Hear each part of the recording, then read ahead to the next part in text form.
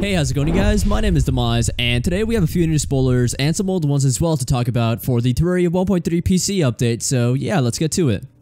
Today is April 1st, and just as I anticipated, and I'm sure many others did as well, we received a new spoiler today on the anniversary of the Duke Fishon and Sharknado reveal from last year's April Fool's Day. Relogic seems to have decided to be one of the few to put out actual announcements on this day, with this year's being a reveal of Steam integration and some more Alien Event spoilers.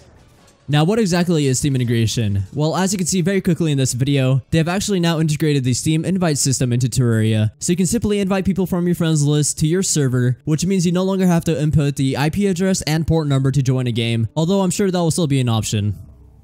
If you are wanting to host a game or server yourself, they probably still haven't made that any easier to port forward and whatnot, as there isn't really any way to getting around that without them having to host their own dedicated servers. So unfortunately, that most likely hasn't been made any easier, but this new feature is something that I have been wanting for a long time, and I'm glad to finally see it being implemented into the next update, as I'm sure many of you are as well. We also saw a new select player interface, which is reminiscent of the console and mobile versions, and that hopefully means that they've also overhauled the entire character creation process, as that has only really gone through minor changes since the original version of the game. But of course, it's not really necessary, as it is quite functional as it is. It'd just be nice to see the option to rename characters and worlds as well. But there's also something else to notice on the screen, which is this icon next to the play and favorite buttons, which looks to me like a cloud with a down arrow on it, and that might imply that along with the Steam invite system, they may have also been working on a Steam cloud save system, which is another thing that I've been wanting for a really long time, along with the invite system, so I'm really hoping that that's what it is. Alright, so enough of all that boring talk, let's actually talk about the new Endgame footage that was revealed. So to start off, let's take a note of the new wave completion indicator in the bottom right corner, with the name of the event being called Martian Madness, which is obviously part of the new Alien Invasion event in some way. Judging from the enemies, this is either early on in the event or the first part of a bigger invasion, with the stronger enemies that we have kind of seen revealed before still to come. Now onto the items being shown off, and let's first begin with what's in Skiff's inventory, which we see that he is wearing the Spectre armor that seems to have the same stats as the current version, which is another reason why this is probably early on in the invasion, as there has been no enhancements from alien items being added to his character just yet.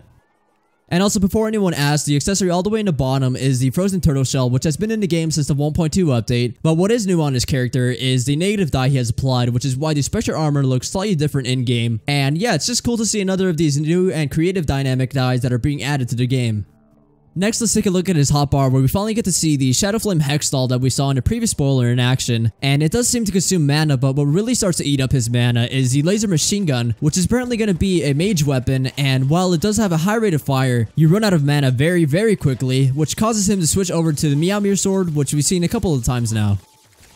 Moving on to the next part, we have Red Digit, who is in a fancy new minecart, so hopefully this means that there are more than just one or two versions, and that each can do different things, as we can see that the one he's riding looks similar to Mechanical Boss, and seems to both shoot and allow for the player to use weapons, from which he seems to be using a couple new ones, including one that shoots arrows or dart-like projectiles, and also a new sword that is launching some small bombs, which is a change from the usual projectiles that we've seen swords able to shoot out.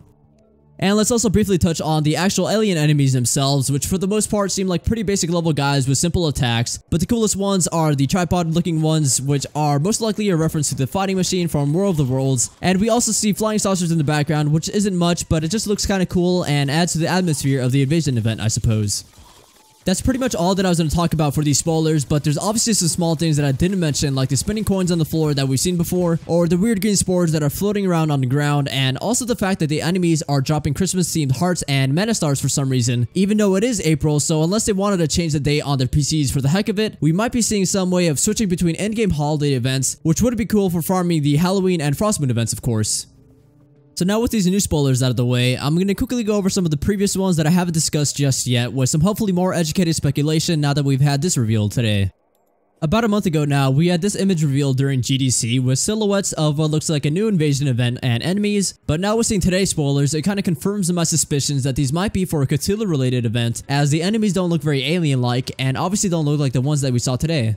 These enemies look like they would fit in much more with the Cthulhu theme, as they look more organic and nasty looking, similar to the Brain of Cthulhu. So suppose we'll just have to wait and see what they actually are, and speaking of waiting, we don't have to wait too much longer, as they also announced that the release date for the 1.3 update is June 2015, so as we get closer, I'm sure we'll get more spoilers and an actual solid release date instead of the entire month.